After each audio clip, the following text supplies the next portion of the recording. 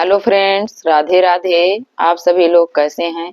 आशा करती हूँ श्री हरि विष्णु भगवान की कृपा से आप सभी लोग अच्छे होंगे, स्वस्थ होंगे, मस्त होंगे। तो आज हम आप सभी को एकादशी की बहुत बहुत शुभकामनाएं देती हूँ मित्रों।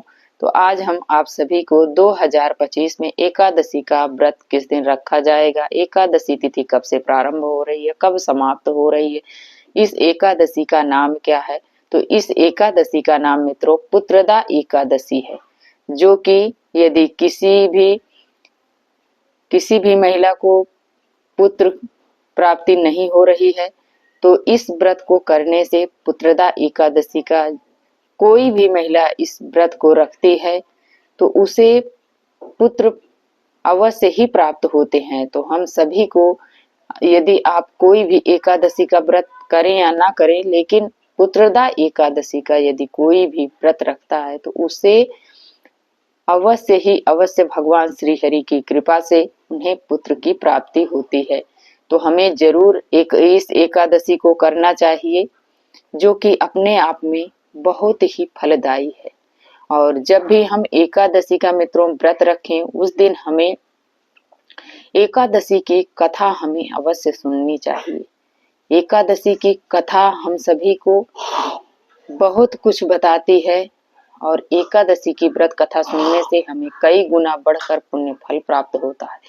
तो हमें एकादशी का व्रत जो होता है मित्रों, ये तृतीय 3 दिवसीय होता है, जो कि दसवीं तिथि से प्रारंभ होता है। और दसवीं तिथि के दिन हमें अपने व्रत के नियम को फॉलो करना होता है। जैसे कि उस दिन हमें ब्रह्मचर्य का पालन करना चाहिए। दसवीं तिथि के दिन हमें लहसुन, प्याज, मांस, मदिरा का सेवन नहीं करना चाहिए। और मूंग, मसूर, मूली, गाजर, बैगन, ये सभी चीजें हमें दसवीं तिथि से ही बिल्कुल नहीं सेवन करना चाहिए। यदि कोई भी हम व्रत करते हैं तो यदि नियम पूर्ण व्रत को करते हैं तो हमें अवश्य ही अवश्य पूर्ण फल प्राप्त होता है। तो हमें जब भी कोई कार्य करें तो हमें इसका विशेष ध्यान रखना चाहिए कि हम नियम पूर्ण अपने व्रत को धारण करें, ऐसे करना चाहिए। और फिर सुबह एकादशी के दिन हमें सुबह भोर में जल्दी उठना चाहिए और उठने के बाद अपने नित्य कर्मों से निवृत्त होने के उपरांत हमें, यदि नदी तालाब है आस पड़ोस में तो उसमें नहाएं, नहीं है तो आप जो जल से नहा रहे हैं उसमें गंगा जल या यमुना जल, जो भी जल है वो डालकर आप जल मिश्रित से स्नान करें। स्नान करने के बाद आपको पीले रंग का वस्त्र धारण करना चाहिए। यदि नहीं है तो आपके पास यदि मल्टी कलर है तो वो भी आप पहन सकते हैं, या लाल कलर का है वो भी पहन सकते हैं। पहनने के बाद हम अपने घर के जो भी मंदिर है अपने घर में, उसमें हम अपने व्रत का संकल्प लेंगे। बिना संकल्प के कोई भी पूजा पाठ हो हमारी पूर्ण नहीं मानी जाती है, हमें पूर्ण फल नहीं प्राप्त होता है। तो हमें इसके लिए संकल्प लेना चाहिए। संकल्प में वैसे तो चावल से ही संकल्प लिया जाता है, लेकिन एकादशी के दिन हमें चावल से संकल्प नहीं लेना चाहिए।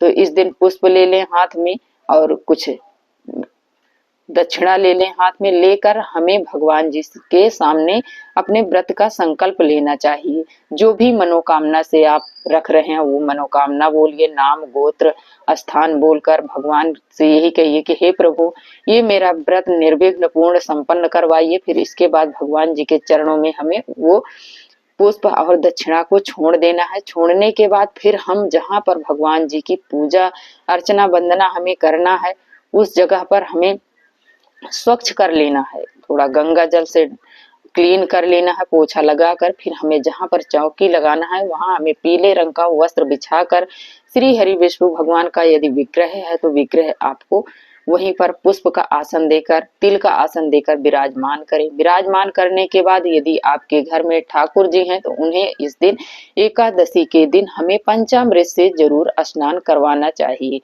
स्नान करवाने के बाद फिर हम, यदि इसके बाद ठाकुर जी हैं तो स्नान करवाएं, नहीं हैं यदि विग्रह रूप में हैं तो आप उन्हें विराजमान करने के बाद गणेश भगवान को भी पुष्प का आसन देकर विराजमान करना चाहिए।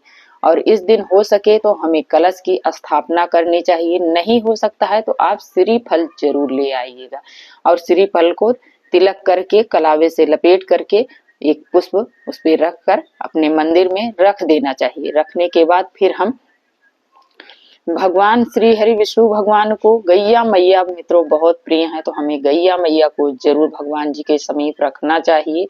और फिर इसके बाद हम भगवान जी को गंगा जल से पूरे अपने चौकी पर थोड़ा सा छींटा लगाएंगे, 3 बार वार दें। वारने के बाद फिर भगवान जी को हम पीले चंदन से तिलक करें और गोपाल जी हैं तो गोपाल जी को तिलक करें। गणेश भगवान को रोली से तिलक करना है या पीले सिंदूर से तिलक करें। करने के बाद फिर हम सभी को वस्त्र स्वरूप कलावा समर्पित करेंगे। जनेऊ है तो जनेऊ समर्पित करें, नहीं है तो कलावा समर्पित करें। फिर इसके बाद हम सभी को पुष्प समर्पित करेंगे और तिल समर्पित करेंगे। इस दिन चावल हमें नहीं सेवन करना चाहिए मित्रों, तो हमें तिल समर्पित करना है। इसके बाद फिर हम भगवान जी को जो भी हमारे पास भोग है वो भोग भगवान जी के समीप रखें।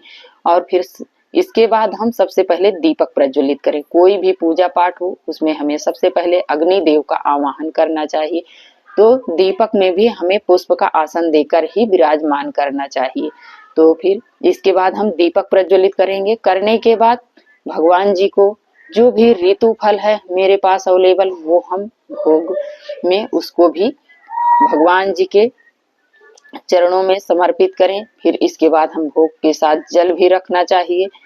इसके बाद जो भी हमारे पास हमारे सामर्थ्य के अनुसार दक्षिणा हो मित्रों, उस दिन हमें दक्षिणा जरूर रखनी चाहिए।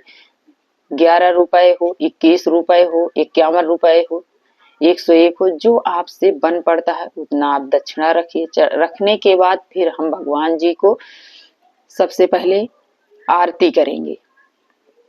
सबसे पहले धूप दिखाएंगे। धूप दिखाने के बाद फिर हम सबसे पहले गणेश भगवान की आरती करेंगे। इसके बाद फिर हम श्री हरि विष्णु भगवान की आरती करेंगे।